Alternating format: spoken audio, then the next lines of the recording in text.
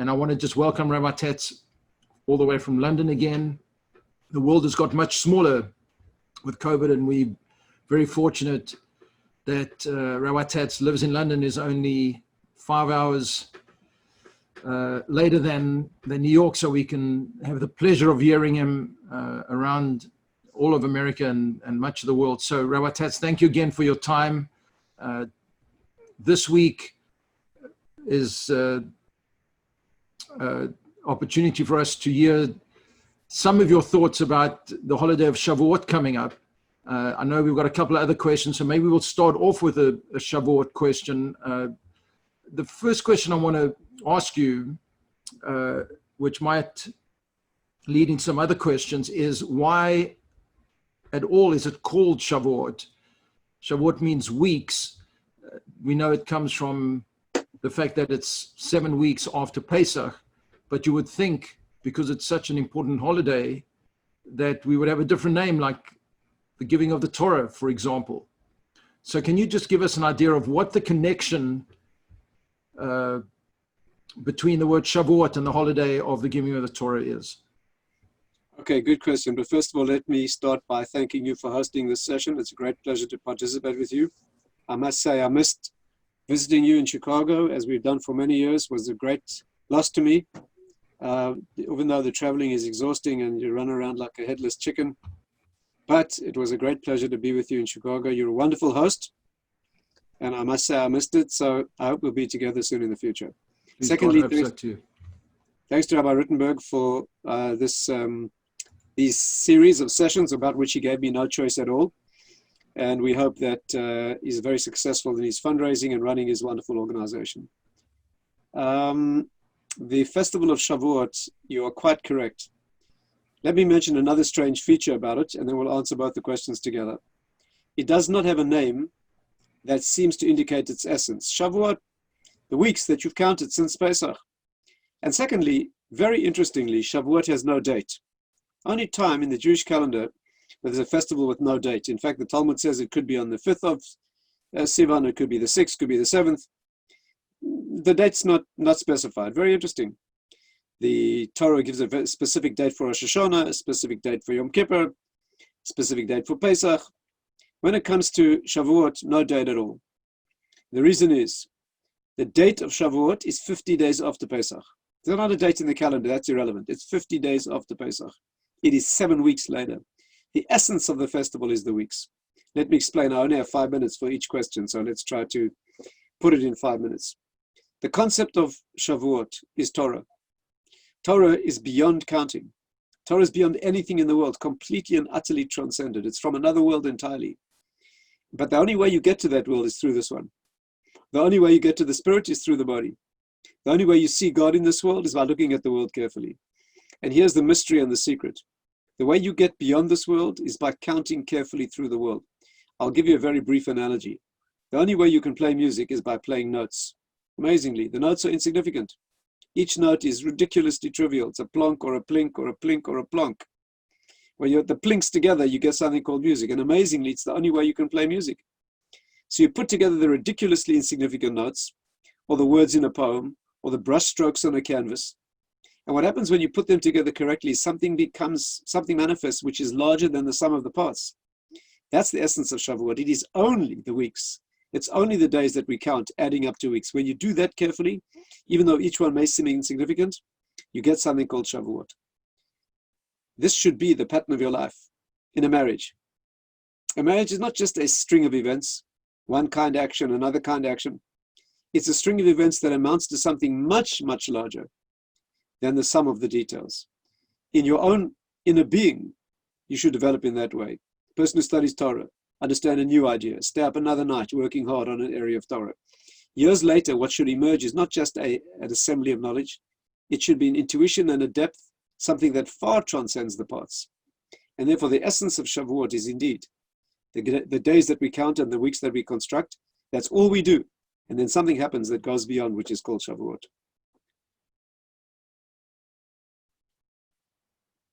You're muted, Zev, so we cannot hear you. Rabbi Tatz, would you say, or where would you put Shavuot in terms of priority in the Jewish holidays. You know, someone will say that Yom Kippur is the most important holiday. Shavuot does not seem to be. In fact, I would probably say that this is one of the least celebrated holidays in the Jewish calendar. Why is that, and where would you place that in terms of level of priority? You know, they're all the most important. Each one builds an essential. That's asking me, which is more important, your brain or your heart or your coronary arteries or your jugular veins? You're in trouble without any of those, I can tell you. One of those goes, you're in big trouble. So it's a circuit of which each element is important. Each one's important. Which is the most important element in a battery? The transistor in a radio, the transistor, the wires, the battery, the speaker. You're in trouble if one of them is missing. So they're all equally important. But let me say this. You've asked a deep question, why is it less celebrated? If you walk up to any secular Jew in the world, you probably know about Passover. Shavuot? Probably not. That's a very challenging and interesting question. After all, Shavuot is the culmination of the process. Leaving Egypt is the beginning, that's Passover, but the destination, you're leaving Egypt, 7 weeks later you get the Torah. We talk about everything in Judaism is commemorating the leaving of Egypt. Zecher l'Yetzias Mitzrayim. But the point of the leaving of Egypt is a journey that goes to a destination. That's not celebrated. I'll tell you one beautiful answer that I heard last night from my friend Harry Rothenberg. Gave a wonderful talk about this and people can access it. We had a Yom Iyun, you know, Zev, the usual one that we should have. I know you were part of that. Instead of doing it live, we did it virtually. And Harry was the last speaker and he said something beautiful. He said he has a suspicion that people celebrate Pesach, Passover, because it celebrates freedom. People like freedom. But where does the freedom lead? To a bonding in obligation to God at Shavuot? That's not so popular. Breaking out of Egyptian bondage, very popular. But the fact that you've got to become a slave at the other end of the journey, slave to a different master, this time to God, that's not so popular. I think there's probably a lot of truth in that.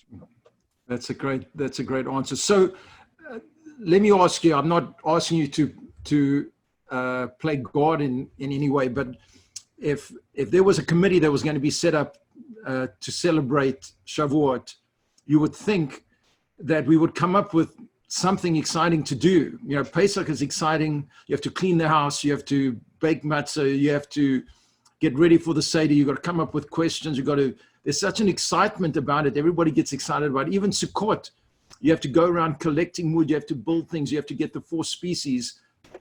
Why on earth did God not give us anything to do on Shavuot? Maybe we could have, built a little mountain in our backyard and camped outside, for 3 days. We could have come up with, or he could have come up with something. Why is there, the only thing we do, and maybe you'll talk about that also, is we stay up all night to learn Torah. We eat cheesecake. It seems that we could have come up, with something better if we were the ones making this up. I think he wanted us to concentrate on the cheesecake. But I think the answer is this. What's unique about Shavuot is Torah, not mitzvah. The other occasions you mentioned are all built around mitzvot, commandments, practical things that you do that builds another reality. The point about Shavuot is it's out of this world. That's the point. It's not, mitzvahs are means to end. They build spiritual things. They construct something using a material substance in this world, a material object, a part of the body. They turn a handle in this world that reaches up into another world. But on Shavuot, you enter that other world. Let me put it to you this way. All of Torah reaches God indirectly. You do a mitzvah, you connect with God. You eat matzah, you use a part of the body, a part of the world, you reach God. There are only 2 things you ever do as a Jew that connect to him directly. One is called tefillah, prayer, where you speak to him directly, and one is called Torah, where he speaks to you directly. No intermediaries. And therefore, the essence of Shavuot is exactly the fact that it has nothing in the world. Nothing in the world. It is Torah. Torah means you reach up into the Sinai dimension. What happened on Shavuot? We died. We stood at Sinai. Our souls flew out to God. Our bodies were blasted back. It was the most intimate of bonding experiences. And we celebrate that every Pesach and every Shavuot. And therefore, what we do on this day is we live Torah. Doing mitzvahs would be a distraction. It would be using something in the world to get beyond the world. We've practiced that for 7 weeks. Now we get to the time when we simply lift off. And therefore, there's nothing to do except immerse yourself in Torah on this day. The rest of the year is means to an end. This is Torah. That's the end in itself. Thank you. Right. So for those of us that are listening and those who will listen to maybe a recording later, Shavuot's coming up this Thursday night. And as I mentioned, the custom is to stay up all night and learn Torah. Can you just talk a little bit about what the purpose of staying up all night is? And also, do you have any suggestions what we should learn on Shavuot? Is there any particular passage that we should learn? And in general, what Torah material should we be learning depending on the level that we're at? Okay, well, first of all, you should know, it's important for your listeners, participants, to know that it's a custom to stay up. It's not a law. It's not on the same level as not committing adultery and stealing and killing. It's a custom. And if it's going to lose more than you gain, you should not stay up all night. I know people who don't stay up because they feel they lose more time than they gain. Exhausted the next day, throws their whole sleep cycle out, and they feel they lose more than they gain. And certainly if you're going to stay up all night and be crabby and unpleasant and yell and snap at your wife the next day, you should be sleeping. So obviously there are more important things. But all else being equal, it's a showing of a love for Hashem and His Torah. The Jewish people, in some sense, were asleep the night before the Torah was given, whatever that means. And a correction for that historic event is to stay up all night. It's it could be the night before your wedding. You might not sleep. The tension and the expectation. It's a showing of a love that you're anticipating the giving of the Torah, and it's an immersing yourself in Torah for that night. There's also a deeper level. The Rambam explains that Torah at night is Kabbalistic Torah. It's the depth of Torah. It's the time of deep connection. And therefore, there's something special about doing that. What should you study on this night? That's the same question as what should you study in general. And the answer is what you love. Torah has to be enjoyed. Torah has to be enjoyed. A love that doesn't feel good is very strange. You don't get married to feel good. That's not love. But if it doesn't feel good too, there's something wrong with it. And the law of Torah learning, in fact, there's a halachic principle in Torah. You need to learn what you like and where you like. And therefore, that the person who loves halachic study, they should be learning halacha. The person who loves Gemara, of course they're basics. Of course they're basics. They're things that are more basic, and you need to have a sense of order of what is more basic. But even in the basics, like learning Talmud, so everyone has their own different path, their area, their style that they love. There's nothing as motivating as doing something that you love. And therefore, what one should choose for Shavuot is not only the things that are necessary, like knowing halachic principles that govern your life. The most important guide for Shavuot and forever is what you love. Rabbi Cohen, can I take a minute to answer a couple of questions on my screen? Yes, please. And so your participants can also. 100%. Here's a question from Jerry. I did say once, and this is a bit challenging to answer in 5 minutes, but Jerry looks like a black belt. So we'll say this.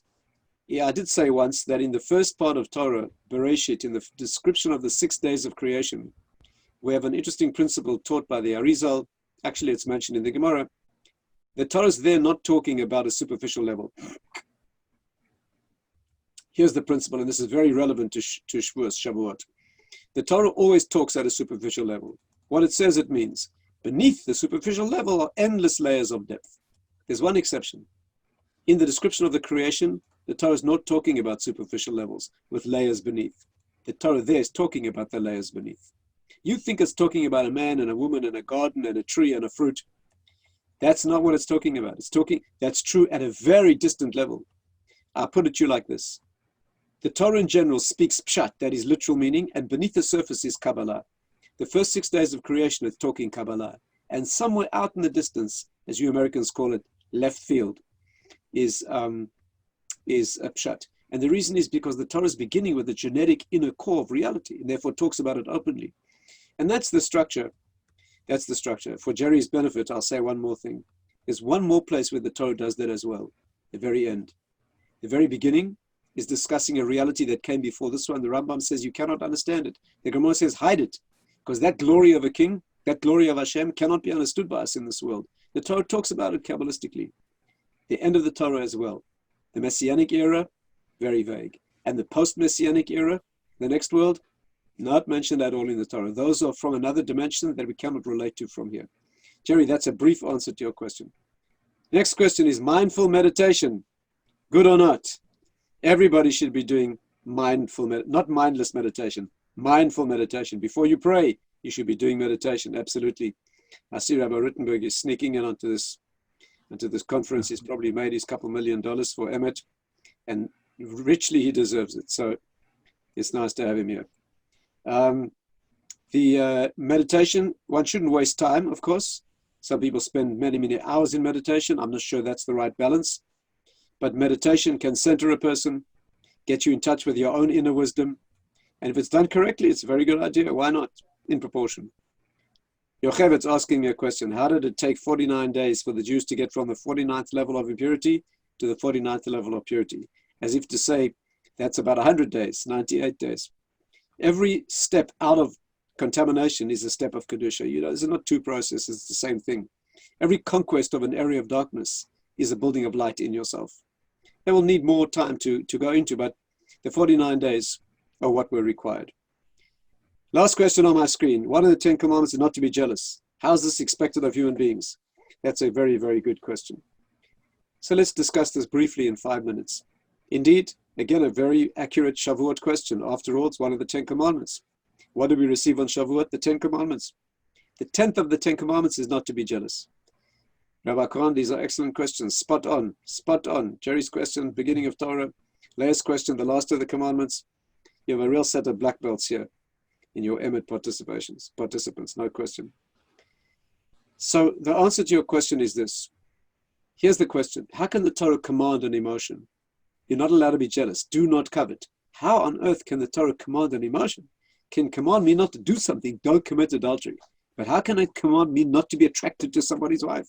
How can it, again, it can command me not to steal. I can have self-control, but not to want what someone else has. How possibly can the Torah control an emotion? It's a wonderful question. I'll give you the easy answer and the deep answer as well. Oh, 1 second. There's another nuance to the question. For example, someone finds a spouse who has more money when you're having a hard time. So how do you not feel bad about that? Okay, good. So let's answer this question in layers. First of all, when someone else has something and you feel bad about it and you want that thing, no problem. That's not called jealousy. Let me make this clear. Someone else has a lot of money and you also want a lot of money, no problem. Someone has a fancy car and you'd like a fancy car, no problem. Somebody has a beautiful wife, wonderful, beautiful woman, and you want a wonderful, beautiful woman, no problem. The problem is not when you want a wife like his. The problem is when you want his wife. That's the problem. When you want a house like his, no problem. When you want his house, that's the problem. Now, wanting a house like his is immature. That's keeping up with the Goldbergs or the Cohens. That's not the way to be as a Jew. But it's not the prohibition of jealousy. The prohibition of jealousy is not wanting one like his. It's wanting his, and even worse, wanting him not to have it. That's even worse. Okay, so just to clarify what we mean. Now, here comes the easy answer, and here comes the difficult answer. According to most opinions, like the Rambam and the Chinuch, many opinions in Judaism, listen well to this layer. You're not prohibited from the emotion, or more accurately, the prohibition is only when you do something to get it, not when you just want it. I walk into your house and I see something that I'd like. I say, you know, I'd like to buy that object from you. You say it's not for sale. I say, please, I start pressurizing you emotionally in front of your guests. And eventually you're just so embarrassed, you give it to me or you sell it to me. That is coveting. I did an action. A man covets another man's wife. So what does he do? He tells the man, you know, she's not a good woman. You should divorce her. He does something to get what he wants. That's coveting. The simple desire, let's be clear about this. When you want somebody's object and you pressurize him to give it to you, you're guilty of the coveting in the heart, but you're only guilty when you do the action. I hope this is clear. The Torah does prohibit the feeling, but it doesn't make it an actionable, applicable prohibition until you do something, right? You're not expected to control the emotion. You're expected not to do something that puts him, not talking about stealing. Stealing is another prohibition.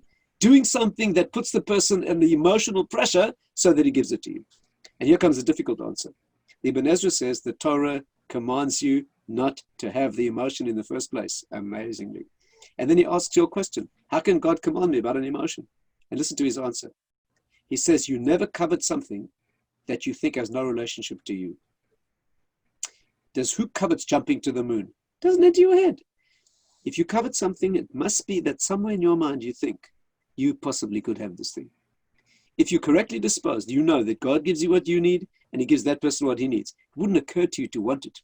He gives an analogy which is very old-fashioned, but I'll tell you his analogy. He says the peasant on the farm, the heavy, earthbound farmer, never conceives a desire to marry the princess. Just out of range. He wouldn't dream of that. Of course, today when I give this talk in the Beis Yaakov, they say, Rabbi, the peasant always marries the princess. Maybe in their stories, yes, but not in real life. If you understand your obligations correctly in the world, that God has given you what you need, it wouldn't occur to you to want somebody else's stuff. Anyway, we don't rule that way. We rule that you're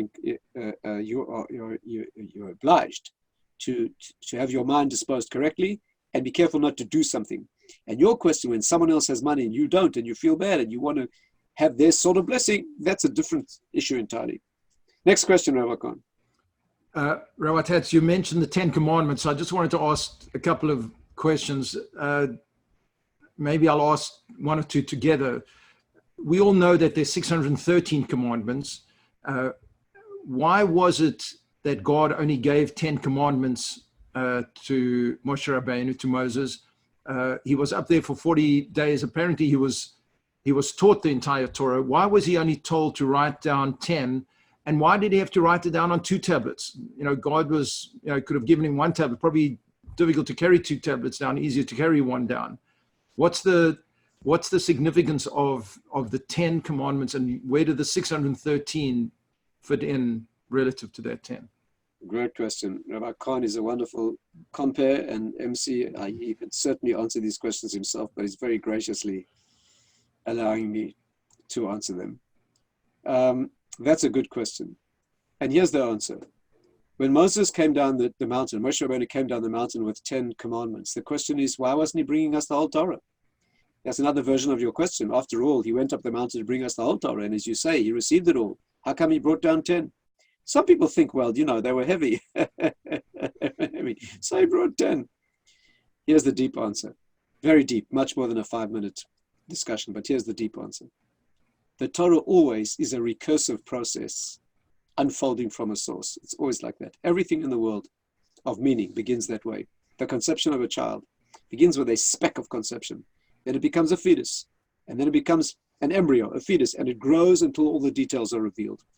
Torah always unfolds organically like that. There's a moment of inception, conception, essence. It expands. The details become apparent until all the details are revealed. It's always like that, at successive layers of expansion. The 10 Commandments are not the most important commandments in the Torah. Let's get that clear. People think the 10 Commandments, they're the biggies, the bigger moral principles, stealing, adultery, murder, etc. They're the big principles, the basis of a moral society. That's wrong. For example, coveting. Why should coveting be one of the major principles equivalent to murder and theft? Why is false witness against a person one of the 10 Commandments? There are many ways you can betray people and damage them. Why should that be one of the 10 Commandments? Here's the answer. The 10 Commandments are not major spiritual principles, ones that are more punishable, more serious. The 10 Commandments are the 10 basic categories that contain the whole Torah. The Torah begins with one source of essence, I am God. That expands into 10 categories. When Moshe Rabbeinu came down the mountain, he was bringing the whole Torah. He was bringing the 10 packages, the 10 categories that unfold and unpack into all the details. The Ramchal, great Kabbalist, points out, not 613, there should have been 1,000. After all, the Torah is a recurring decimal process.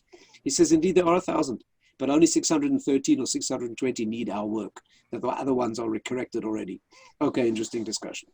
But the basic answer to your question is, Moshe Rabbeinu brought the Torah down to us. He brought down the 10 essential categories. Those were not written, those were carved in stone. Carving and engraving always is much deeper than writing. Writing means one medium on another, forming a contrast. Engraving means that the medium and the message are one.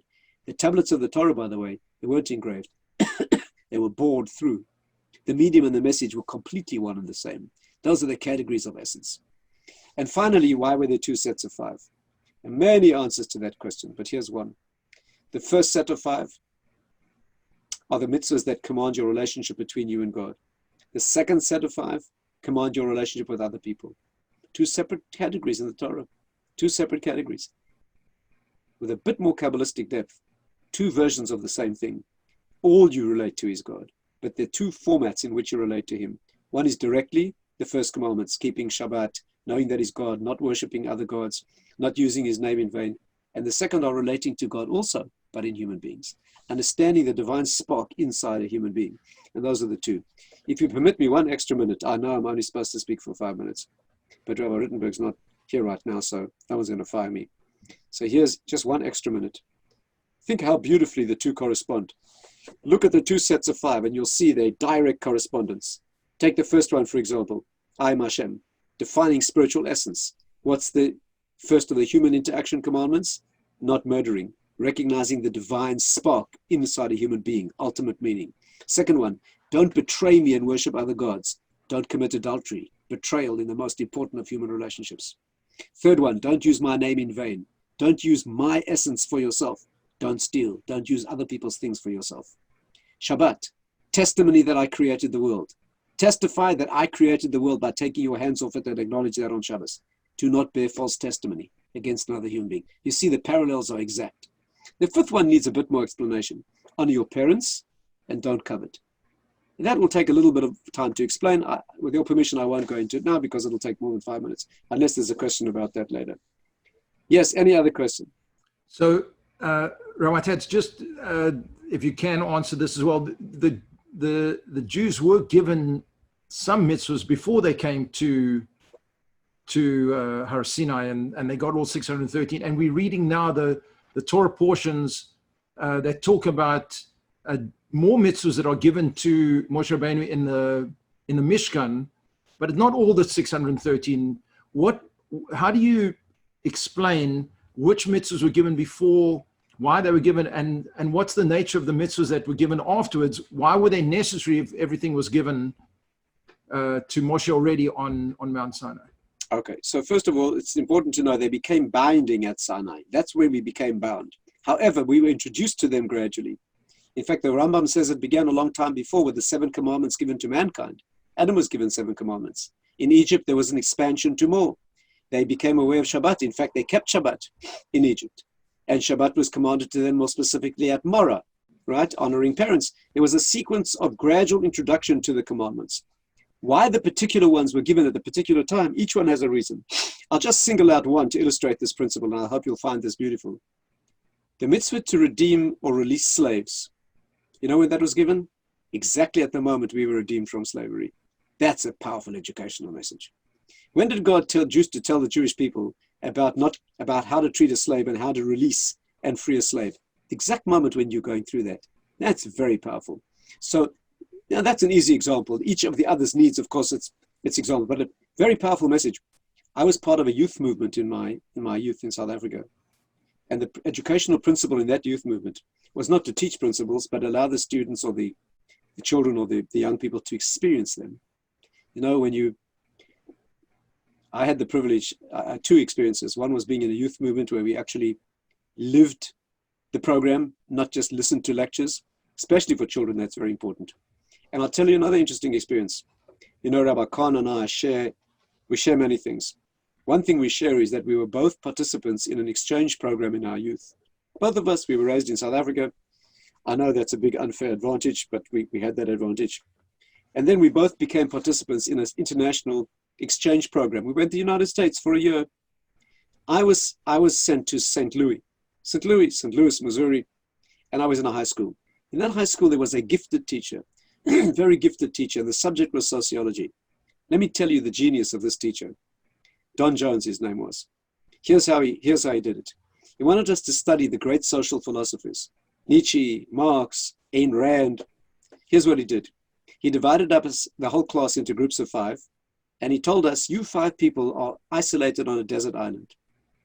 A desert island, probably never going to be saved. You're going to have to live on this desert island for the rest of your lives.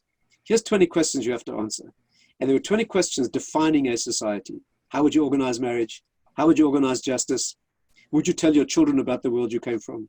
How would you organize trade? Very challenging questions. We had to make our answers to those questions. Then we studied Nietzsche. Then we studied Marx. Then we studied Ayn Rand. And after each one, we had to come back to those questions. And each time the answers are very different. Very interesting exercise. So rather than teach us about them, we lived on a desert island. For a young person, that's an amazing exercise. You're building a society, right? So we actually experienced, we were taken through the steps. And and Hashem educates us in that fashion. Wants to talk about release from a mitzvah of releasing, freeing slaves. Let's see what it feels like to go through it. So that's a beginning of an answer to your question. Can I pick up 1 or 2 on the screen, Rabbi Khan? Yeah, just to finish off the question, does that answer the same question of why we were taught mitzvahs following Har Sinai? The parashas that we're reading, as we progress over time, we get introduced to different things. Is that a similar idea that Hashem was trying to teach us something at particular points in time? Yes, indeed. And some have very specific reasons. For example, when it comes to a certain form of inheritance for women. So it was the daughters of Slavchad who merited to bring that into the world. That's incredible, right? Or the person who was collecting wood on Shabbos, whatever it is.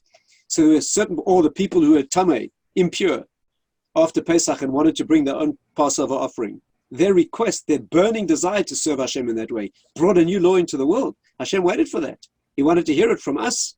So each mitzvah that's given at a particular time has a psychological and spiritual and emotional element and is introduced to us in exactly that fashion, yes. All stemming from the Ten Commandments, which are the root categories of all the others in a perfectly organized array of detail. Yes. Any other question? So I wanted, there's a lovely question here from Rebecca, and I want to encourage you, if you have any other questions, please send them in the chat. But just before I get to Rebecca's question, to lead into it, really a two-part question.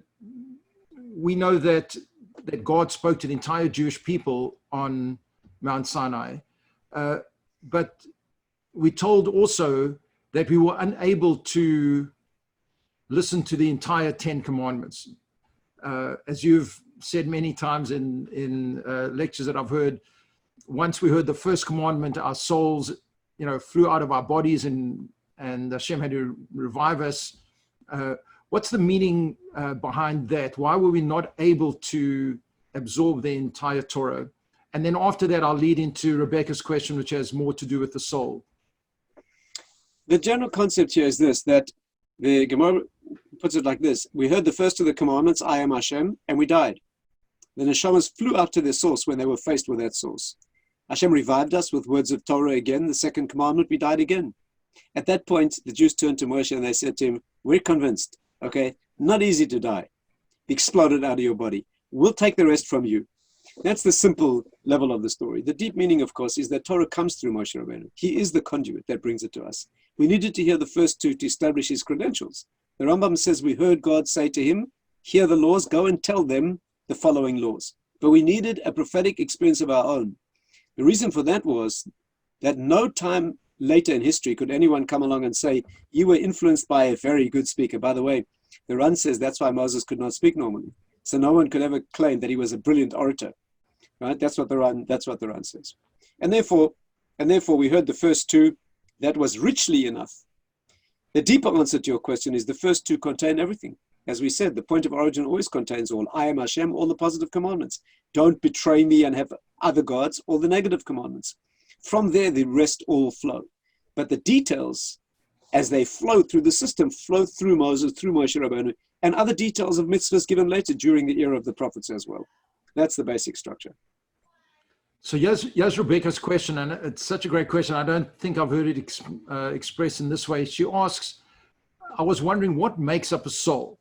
Is it considered to have a divine origin? It says God blew into us a piece of himself. That's obviously not to be understood literally, but how then do you understand what is the substance of the soul? What is its makeup? I would say that it is meant to be understood literally, not physically. You shouldn't see it in pictorial terms, but of course, if he breathed into us, he breathed into us. What does God's breath look like? Well, that's not so easy to understand. The answer to this question is something that can never be put into words.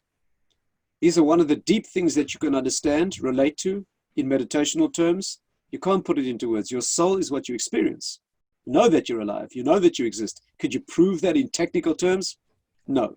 But that inner consciousness, your knowledge of who you are, that you're a man or a woman, that you're Jewish, that you have free will, that there are such things in the world as love and meaning. These cannot be put into words, but that's the experience of the soul. And therefore, the fabric of the soul, if you like, is a divine breath. It is where you identify, you are a projection of something cosmic, and you know that deeply if you don't allow yourself to become distracted and obstructed by childish things. Now, the soul has 5 parts. It will take a long time to go through them, but very briefly, the lowest part of the soul is the part that connects with the body. And that's the easiest to understand. That's called the nefesh. 5 parts. The lowest part, the nefesh, connects with the body. How do you experience that? When you're hungry, when you're tired, when your body speaks to you. I don't mean the physical sensation. I mean the inner awareness of hunger, the inner awareness of pain or lusts or cravings. Right? That's where the soul makes contact with the body. That's called nefesh. Nefesh means where it comes to rest. Vayi nafash. That's where it sits in the body. Animals have that too.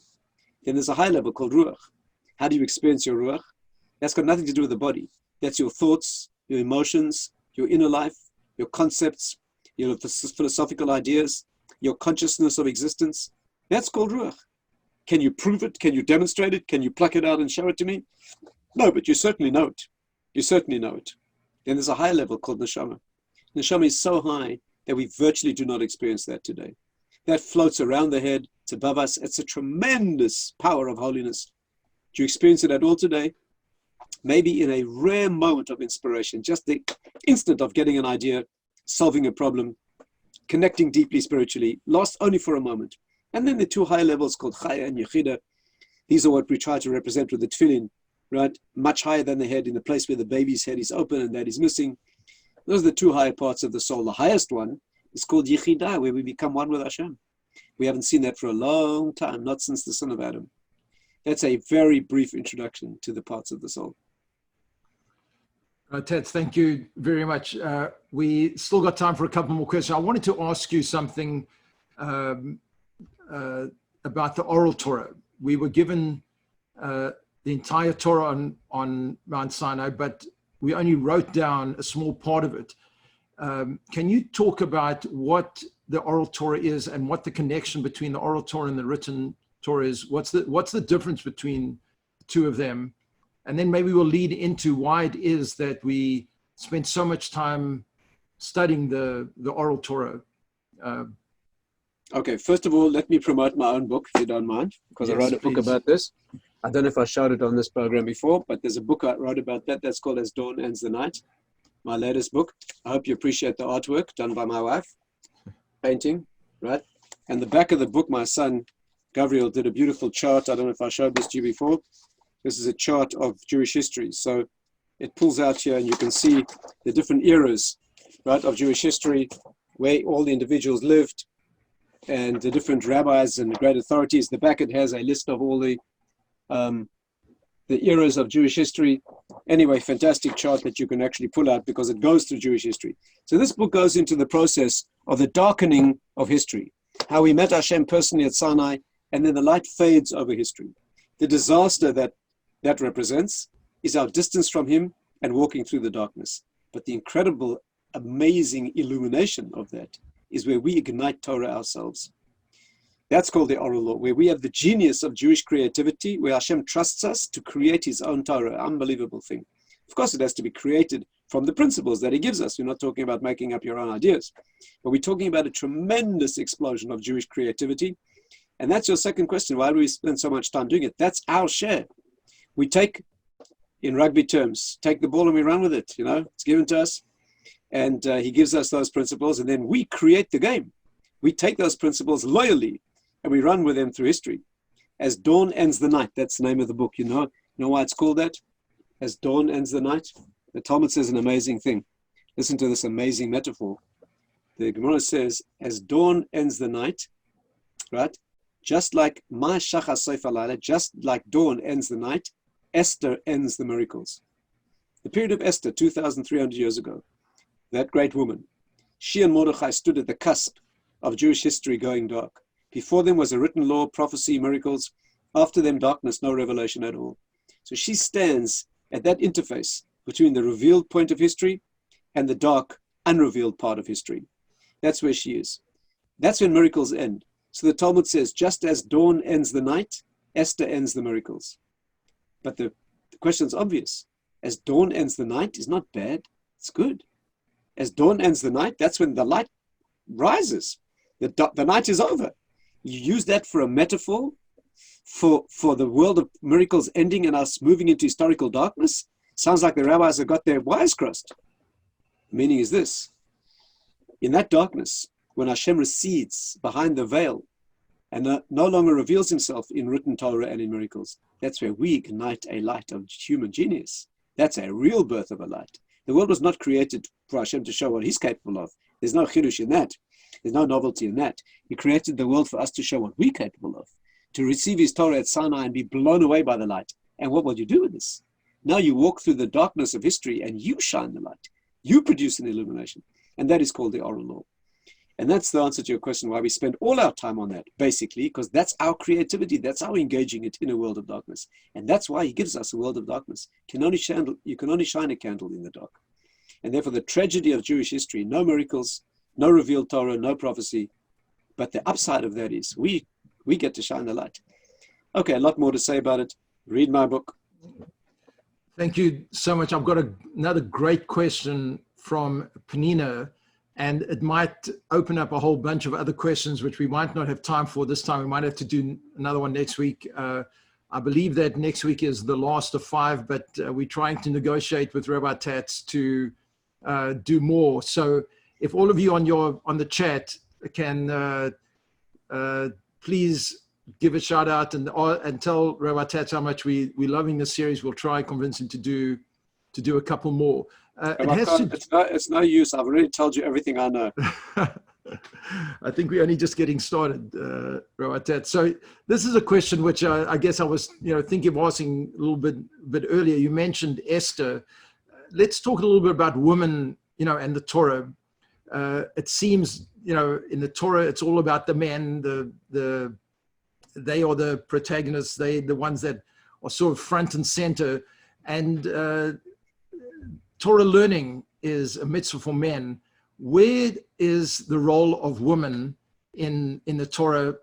And I'm going to add a second question from Penina when you're done with that question, which relates to that and the oral law.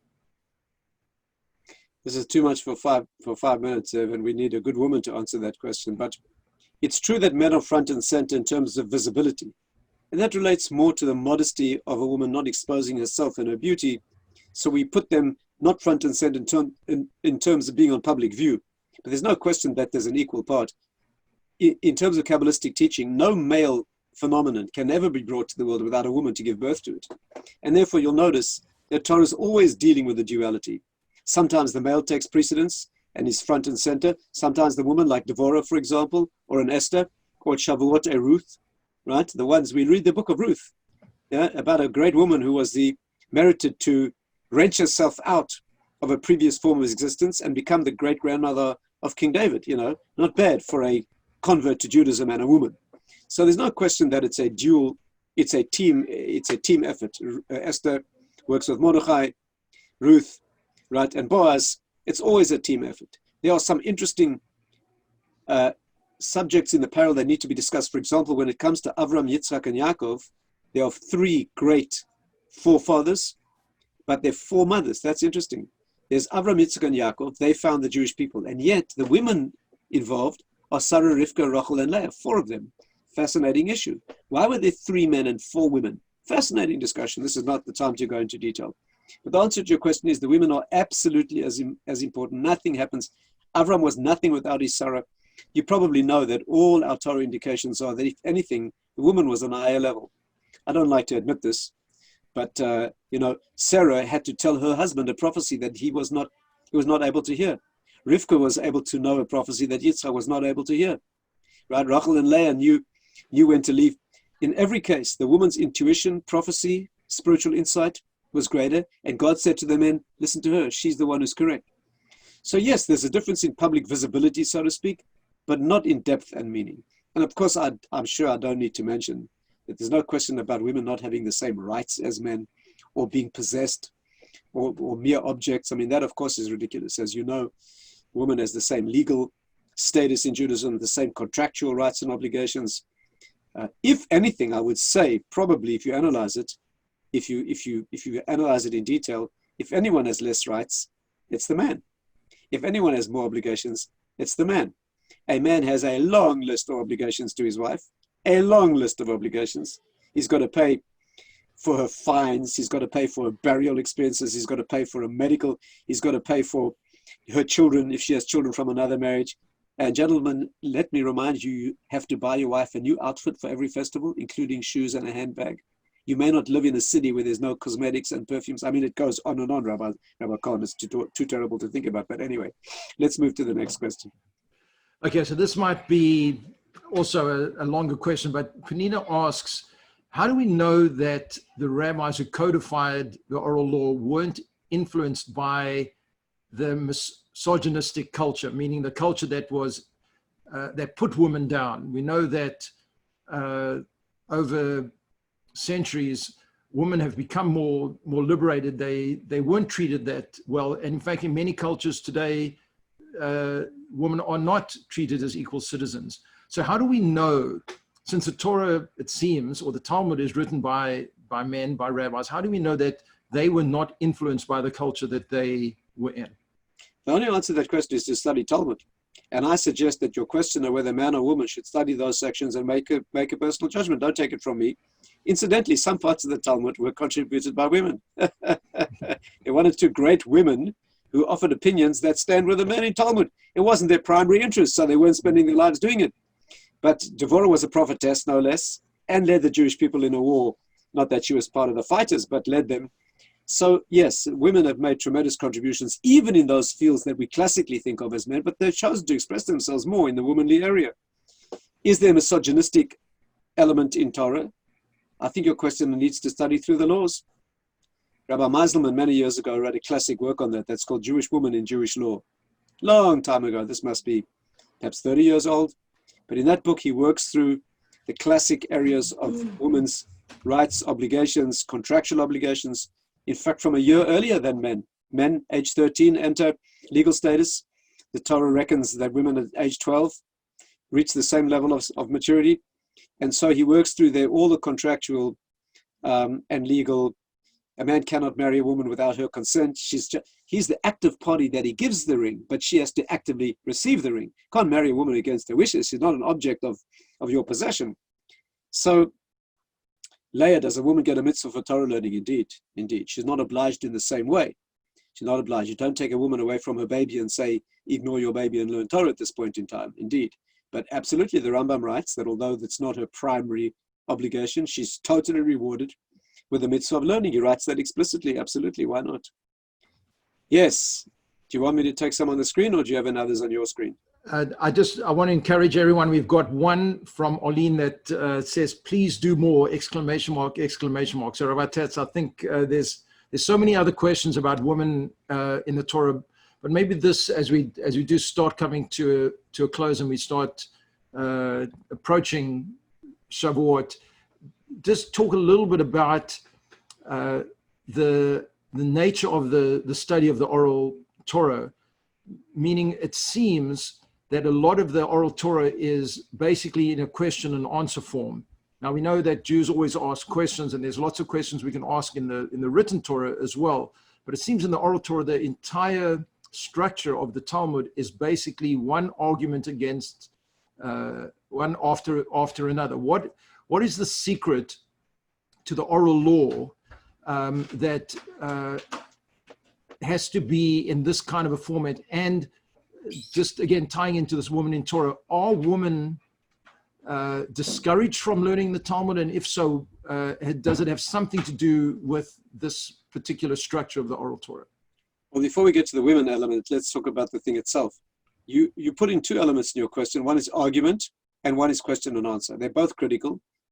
The reason for asking questions in order to build knowledge, you can only really absorb something when you're asking a question. When you try to load information into somebody who's not interested, that's psychologically not a good position to be in as a teacher. The person must be asking a question. How do we begin the ultimate Jewish educational experience, which we call the Seder? We do anything to get the children to ask questions. Do you know that one of the questions of the four isn't even relevant to the Seder at all? Not only that, we don't even answer it. The question, why do we dip twice on this night, right? We don't even answer that question during the Seder. The point is, get the kid to ask a question. You know, sometimes somebody says, Rabbi, you got to talk to my son. He's dating a non-Jewish woman. Or you got to, no, I will not. If he calls me, I'll speak to him. I don't care what he calls me about. I don't care what question he asks me. He's got to ask me something. I'll call up the son and say, you know, I want to speak to you about your life. I'm not going to pay attention to that. Educationally, you need to induce your student to ask a question. Once they put themselves in the position of receiving, then you can give. And therefore, you're quite correct. Jewish education always is the answer to a question. Not only that, when the question's asked, the educational response is, I'm not going to tell you, you figure it out. How does the Talmud do it? How does the Gemara do it? The students ask Rabbi Yochanan ben Zakkai a question. They ask the master a question. He says, what do you think? And then he guides them to discovering the answer. A good teacher doesn't stuff in information. A good teacher brings it out. So you pique the student's interest. You get them asking a question. In very simple terms, don't feed somebody unless they're hungry. Right? The food's not going to taste good and make them feel sick. And therefore, question and answer, indeed. All of Torah is structured in that way. It's a question, and then the answer is delicious. When there's an appetite, the food is delicious. That's a very important teaching tool. Sit children in a classroom and bombard them with stuff that they're not interested in. All you're going to do is turn them off big time. Get the kid to ask a question. Do something weird. Do something interesting. Let the child ask. Then you can teach. Secondly, your question is, what's the style of Talmud? Why is it such argument? This is a long, long discussion, but basically the technique of Talmudic study is to break things down and then reconstruct them. And I'll tell you just one brief insight into why that is. Because when prophecy ended, language broke. You can no longer say things as they are. You can't say a thing as it is. You can never convey things of deep meaning in words. Can't do that anymore. And therefore, we now take those broken shards of language. It was once called prophecy, which was clear language. And we no longer have that. We now use when your beautiful glass object, ceramic object has broken. All you can do is reconstruct the pieces. Take the broken pieces and put them together. You have to assemble them. Let me leave you with a thought for Shavuot, which I hope you'll find beautiful. I apologize to those who've given me a long list of questions on the screen. Maybe send them to Rabbi Khan for next week. If that's not good enough, email me with pleasure. It's only due to a lack of time. These are excellent questions, by the way. Fantastic questions. Are you seeing the same screen as me, Rabbi Khan? You're muted, so I can't hear you. But I've got a list of excellent questions on my screen. Yeah, people are sending them directly to you, so you can send them to me for next week. If people want me to ask the questions, they should either send it to me or post it publicly. And Rabbi Tatz, just before you do answer the last question, you just mentioned, and this was somebody asked this, when you say, please email me, do you want to give your email out publicly on this forum, or should I send it to someone who asks me? How would you like, if Sure, someone wants to contact you, how can they contact you? They can reach me on any email that will be sent to me, either through the JLE or through you. My private email is suzannetatz@gmail.com. So whatever's convenient. I may take a little while to get to it, but I'm happy to try. But if they ask this question next week, or I don't know how to send these to you, but I wasn't ignoring them. It was only just you kept me busy, so I wasn't able to get to them. But let me leave you with this thought, quite an amazing thought. The process of Talmudic study, as you said, taking broken pieces and assembling them. You know, there's something quite amazing about Sinai. The Torah says we stood at Sinai and we saw the sounds. We stood there and saw the sounds. What does that mean? It doesn't say we heard the sounds. We saw the sounds of Sinai. What does that mean? Very briefly, seeing is an experience that happens in the light. There's no construction to be done when you see. All the parts are there and you see it clearly. A prophet is called a seer. He sees it clearly. Hearing happens in the darkness. Think about hearing. When I talk to you, you hear one word, then the next word. You still don't know what I'm talking about. Until the last syllable of the last word, it all comes together in your mind. So here's the secret. Seeing forces itself on you. In English, they say seeing is believing. Witnesses have to see. When you see the facts, they're all there, they're assembled, no place to move. Hearing is subjective, takes place inside of you. You assemble it. One sound, then the next, then the next. The end of the story, you assemble it. The Hebrew word for hearing is shema. Shema means to assemble.